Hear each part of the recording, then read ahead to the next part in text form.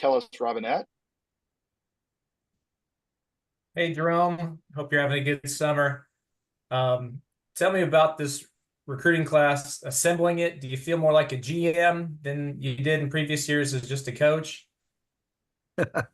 I really don't know what a GM feels like, um, but I guess I'm learning to experience it. Uh, just managing and assembling a new roster. Um, the good thing is I've got a couple guys on our staff who've worked for coaches in the past where they knew every year they're going to have to rebuild a roster. Whether it's because they recruited a lot of junior college kids or whatever it was. And so it really wasn't an overwhelming challenge as far as the numbers to bring in.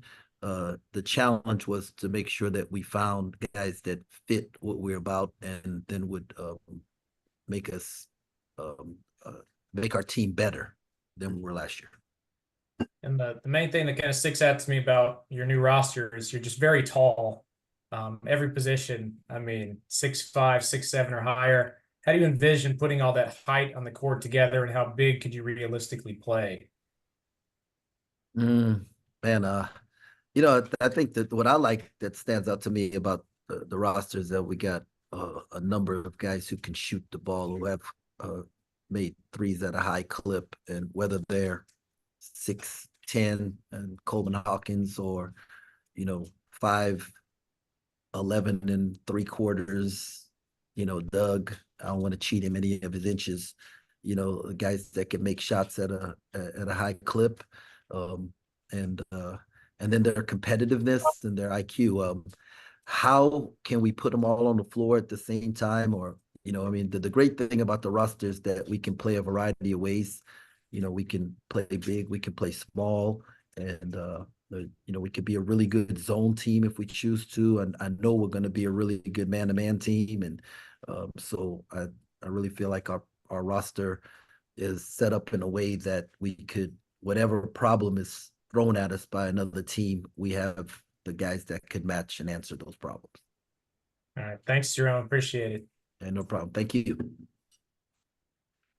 Next question to Tim Everson. Hey, Jerome. How I obviously had to go through the NBA draft process, but how early on did you guys kind of identify that Coleman Hawkins was a guy to be prioritized to try to bring in? Mm, well, I mean, pretty early on when he put his name in the draft and put his name in the portal, we had a conversation with him and felt like, he had some interest in us and we knew we had interest in him. And he was a kid that was, true to his word. He told us he's going to consider 3 or 4 schools. We were going to be one of them. And if it was there, and we also told him we're going to recruit other guys, and it may get to a point where, our situation's not available for him. But as it worked out, other people told us no, and we had the opportunity there to be able to bring him in, and he fits. The most importantly, he fits what we needed. Like when we looked at it at the end, we said, "What do we need?"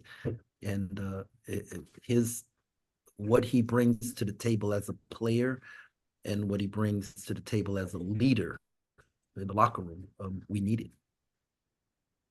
And then this is junior staff's third time through the portal carousel. What was maybe different about this time around for you guys?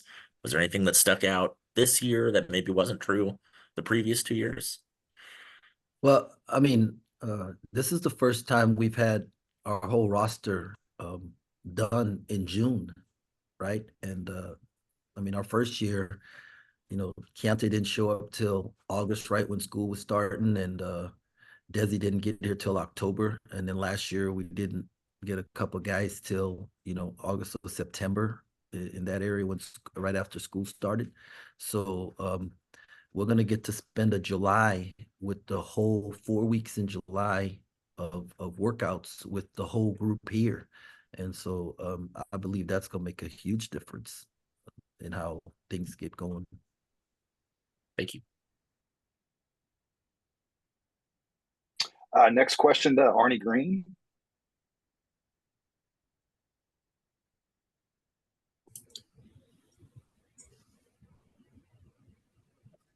Yeah, Jerome, I was curious about each year you've been able to get a couple of one or two guys from the draft group that decided to pull out.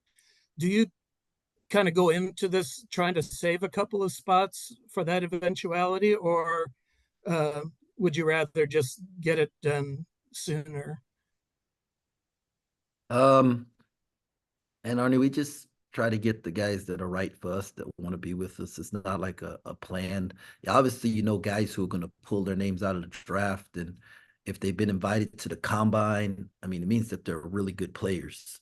And so, you know, the type of talent that's available late if they are to pull their names out, but then there's also the risk if you're like waiting for that. So we try not to wait for it. But when people tell us no, we just believe that God had got somebody better for us, and so we move on to the next. And and this is just how it's turned out. You mentioned with Coleman, you had conversations, I guess, before he pulled out. Is that typical too, that guys that you have an interest in, you might talk to while they're still in the draft to sort of gauge their interest? Yeah, I mean, if you wait till kids pull their names out of the draft, then they already pretty much know where they're going. It's going to be hard to get involved. So you try and get a gauge for what they're thinking. You try and respect the way they want to be recruited, and and you just trust them that they're the information they're giving you is the truth, whether it's from them, their family members, their agents. And Coleman was great, man. He said, "Coach, I'm not returning a lot of phone calls. You're one of them, and I'm interested. Just want to focus on this." So we left him alone. We, when he told us, and his agents told us when it was time to, talk to the family, and when it was time to do a Zoom, and they were very, very professional about it. I mean, the process with Coleman was very enjoyable, but it was also nerve-wracking because of the other teams that were also recruiting him. But we just kind of all along we felt like we were getting good information from him and would have a chance at the end. Also, with your bigs, I think you talked previously about trying to get guys who were more versatile that could play in and out. Are these the group that you've assembled of those guys? Is this more what you envisioned for the kind of offense you want to run? Just seems like all of them can do multiple things. Yeah, it's the way the game, really talented bigs want to play in the NBA. And to play in the NBA, you've got to be able to, play in a 5-out type offense and do multiple things. And no longer do they just let guys stand on the block anymore. Very few guys get to do that. So knowing the type of talent we wanted to attract, we had to run an offense that fits, what could help them get to where they want to get to. And because we've done that, it's given us this opportunity to be able to recruit guys like Kugana and Achor and Coleman and Bai, those guys, because that's where they want to get to. And so it was more of a, if we want to get to a certain level, we got to adapt to a few things, and this was one of them. Thanks. Next question to Kevin Felder. Coach, you guys brought in a few guys who have multiple years of eligibility, including Doug. Was that sort of a priority heading into the portal, to try and get some guys who can play, more than just one season? And what can that offer you guys down the road? Mm-hmm. I'd love to tell you that we sat around and said we want to balance, the roster with the number of freshmen, sophomores, juniors, seniors, but we just wanted the best players that fit who we were about. And as soon as Doug put his name in the portal, we thought he was the best point guard out there, and that fit what we wanted and what we were about. And so it's nice that they have multiple years, but I think like most kids, they come into this situation thinking, they're going to be one and done and go to the NBA. So we try not to assume that we're going to have them for multiple years. We're just going to have the best year we can right now. Now there are a few guys who come in, they say, Coach, hey, I understand this is not a sprint, it's a marathon.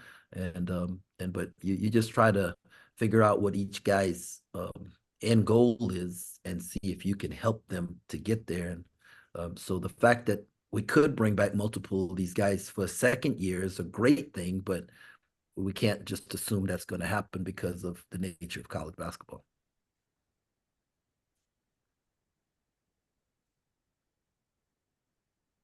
We'll go back to Kellis. What's the main thing you're stressing with Doug, or you're going to stress with Doug as he takes over point guard duties for you guys?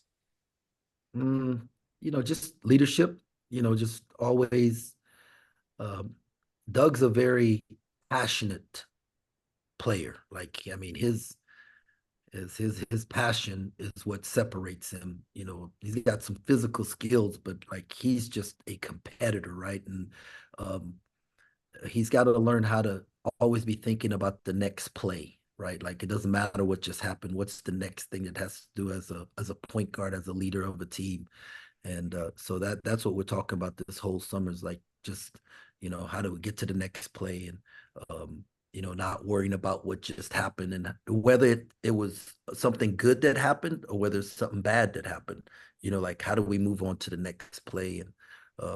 And then just, his approach, consistency, right? Like if he has a consistent a work ethic and how he approaches his day, then he's going to be consistent as a player in the games. And rather than, I think a word that was used to describe both he and Coleman is volatile. And volatile means that, it can, like you can be here one day and there the next, like you're not exactly sure what you're going to get. And with both of them, it's going to be about let's deliver a consistent performance, whether it's at practice, with how you do your academics, how you do everything. Let's just be real consistent in our work, and it'll produce consistent play. And if those guys consistently perform at a level that they're capable of, we got a chance to be really, really good. Also wanted to ask, how much of a boost has it been to have David around, somebody to, show all these new guys the ropes? Well, actually, David hasn't been around. David is with his national team. Both he and his brother made their national team, and I'm excited for that. It's something that his mom actually sent me a text and says it's a dream come true that both of our sons are playing on the Netherlands national team, and so we're proud of him. So he's there working, and we're in communication with him. But Taj and Buddy, they've done a great job, and the group that we've brought in, they've got like they're really, really passionate about the game, and they want to learn, and they want to know, how they can get better, and so they're really embracing everything that we do, and so it's been a lot of fun. All right, thanks, Jerome. Go back to Tim. Going back to Taj, Buddy, and David, what's kind of the next steps that you hope all three of them take going into this next year? And then what was kind of the message from you and your staff to them during this, this whole process of guys coming in, guys coming out? Yeah, my message to the team, and this was all of them, the guys who left and the ones who stayed, was that our job as the staff was to go out and find guys who can start, and their job as players was to make sure they didn't. And I mean, I try to be really transparent with the team and, tell them, obviously the results last year was not what we expected. It's not what our fans deserve. And so that's on us as a staff. And, we've got to bring in dudes that give us a chance, to win a Big 12 championship and to, get to a Final Four and win a national championship. And that every year. And so, the players who are here, they have to embrace that. If they, they want to be great, they got to embrace competition. And so they help us recruit guys here and who can start, and then they get out on the floor and they compete and make sure that they don't. And Taj, Buddy, and David, they embrace that. And so, I was very proud of those guys. And then can you give us just a little bit about both of the Joneses, both CJ and Max, and what you liked about them, and kind of what fans can expect?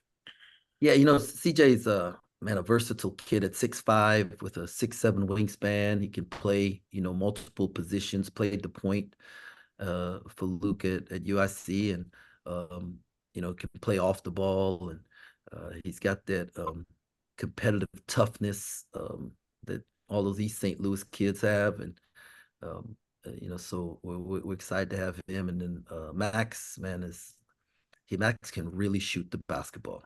He's a lefty and he can really shoot the ball, and he's got a chip on his shoulder because he started as a Division II guy and moved his way up. And you know, I mean, every day he's just getting better and better. And so and they're both just terrific human beings. And so our fans are going to enjoy getting to know them.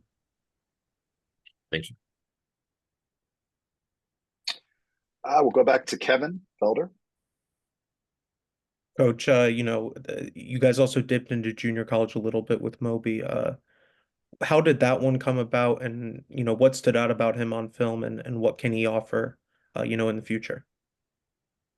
Yeah, we actually knew about Moby when he was in high school, you know, in the Czech, and watched some film of him, and you know, liked him, and but just you know, didn't know if we needed that coming out of high school. So then when he went to junior college, we paid attention to him, and you know, his athleticism, his competitiveness, and he's just a special human. When you talk to him, talking about a kid who speaks 5 languages, and you know, just has a different, he has a bunch of different interests that are not normal for your typical basketball player. And I tell him, you know, all the time, he reminds me of Jeremy Sohan as a person, just a lot of, you know, into fashion and different type of music, and you know, just a guy you could have a conversation with and not ever have to talk about basketball. But he's also, you know, he loves the game, and you know, he wants to get better, and his length and athleticism, his size is going to be is really impressive, and he can get you easy buckets, like things that you can't coach.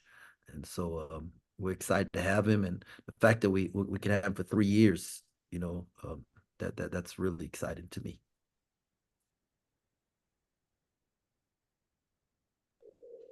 Okay, yeah, we'll go back to Arnie.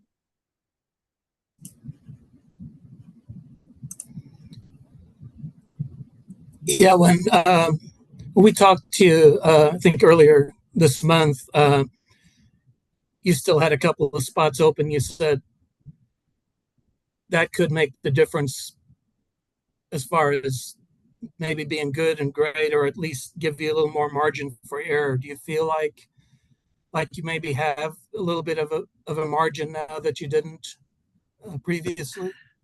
Uh, you know, the last 2 guys we got really set us up to have a chance to be really good. And you know, at the time, I thought, man, we had the right guys. We have a little more margin for error. And then now that they're here, the coach in me kicks in and goes, man, we still don't have any margin for error. We got to keep getting better. We got to keep grinding, you know. So, but no, I'm just telling you, my staff has done an unbelievable job putting this roster together. And, you know, I don't know that it could have gone any better than it has. And so pleased with what we have, and what we have to work with, and looking forward to watching how we put all this thing together, and see these guys get out there and play for our fans.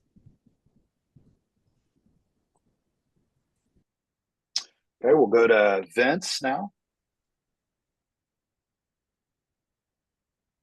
You're on mute, Vince.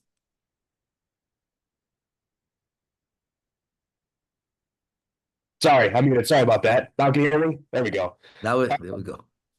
Hey, Coach. Real quick, I talked with Gene the other day, and talked about just the progress of, you know, the programs that when he's hired coaches like Coach Kleiman, Coach Hughes, yourself, and he mentioned about year 3, and obviously this is being year 3 for yourself, and taking, he said like year three seems like it's always that next leap, that next step of the programs of having success. And do you sense that? Do you feel like that with the roster that you've built and you've hit on it a lot?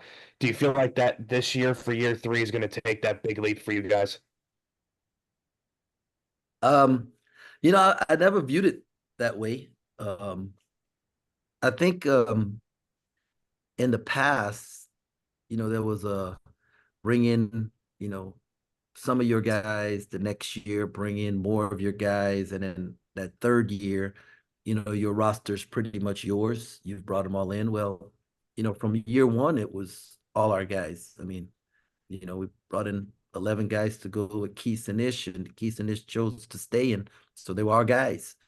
And then last year they were all our guys. And so like I think now it's just a little bit different because you can rebuild your roster and all the movement that takes place. So I don't know about that. I know that we feel really good as a staff, like the continuity of our staff. We've been kept everybody together. Just more on the same page. We're speaking the same language. Um, just everybody settled, as far as their homes, that all those things that make the job easier, a little bit more in place. So I can feel that. And I also know that we weren't pleased with last year. And so there's a different focus, right? About what we want to accomplish. And so that has something to do with it.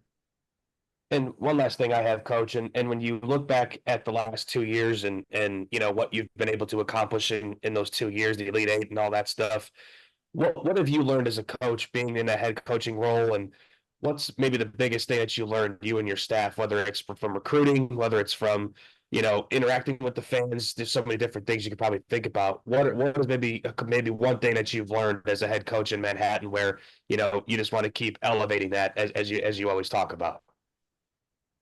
Mm. Yeah, wow.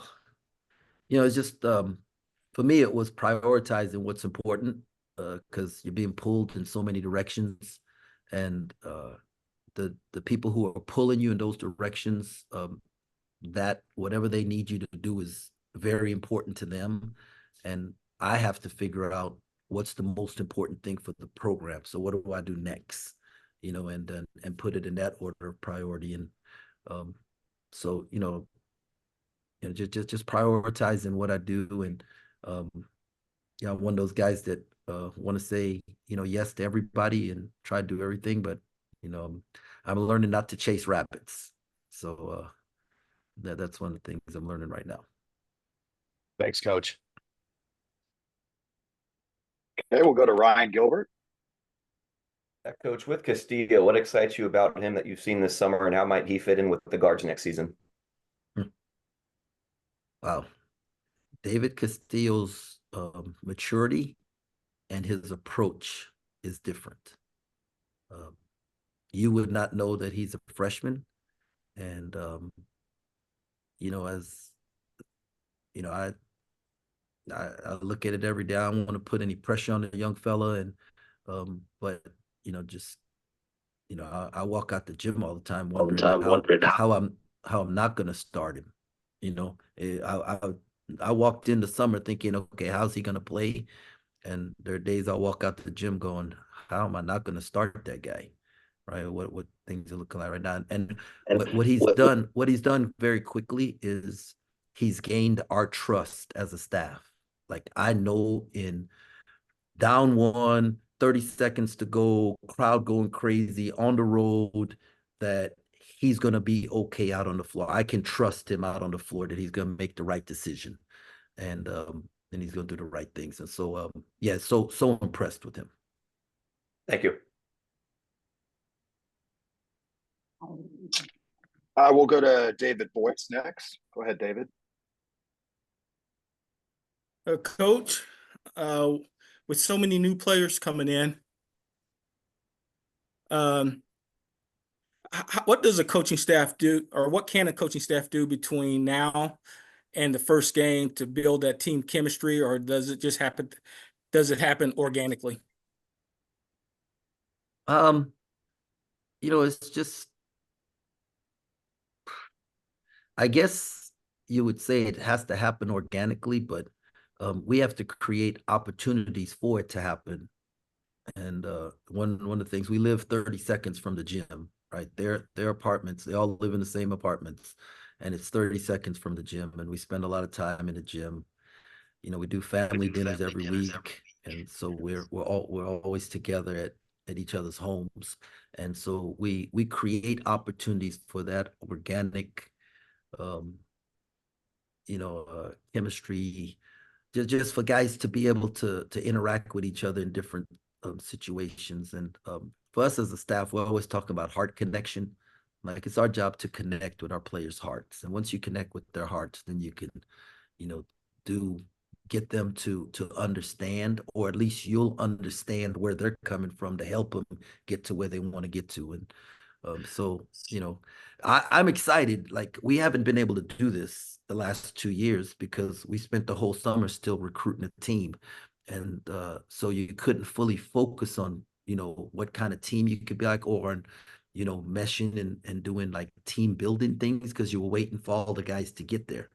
Well, by July 7th, we're going to have every guy on campus, Lord willing, and we're going to be able to do like team building things, and just to get a chance to see them all interact with each other. It's not like you're going to be adding something to it along the way. They're all going to be there, and we'll get to see it, and I think that's going to help foster that chemistry that we want, and then us to be able to identify things that we need to work on, and or need to have in order to be able to build the type of chemistry we want.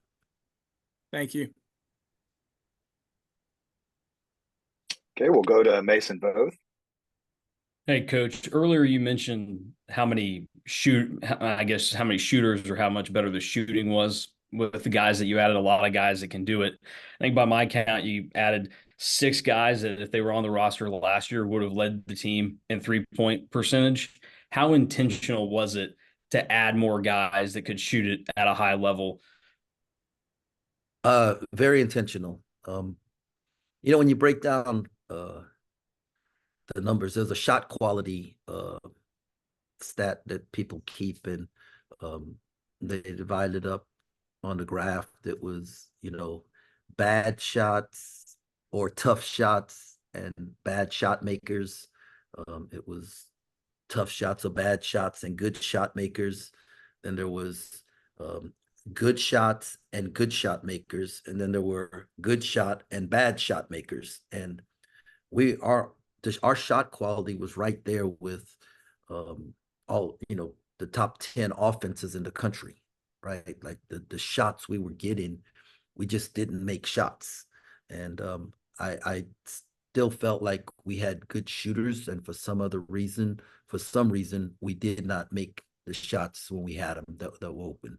And but with more guys now, and you look to the bench, and there just wasn't the depth there. And with more guys now who have made shots and have shown that they can do it at the college level, you're going to have an opportunity to have more guys who can make shots. And if somebody's not on that night, look to the bench and be able to put somebody in, who then can deliver. So.